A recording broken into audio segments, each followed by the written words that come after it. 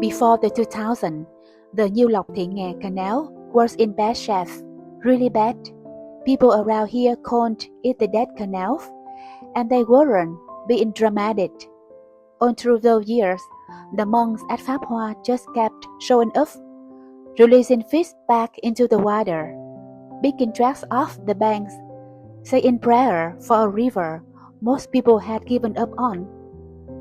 The folks who live around here will tell you, it wasn't only the city's clean-up project that brought the canal back.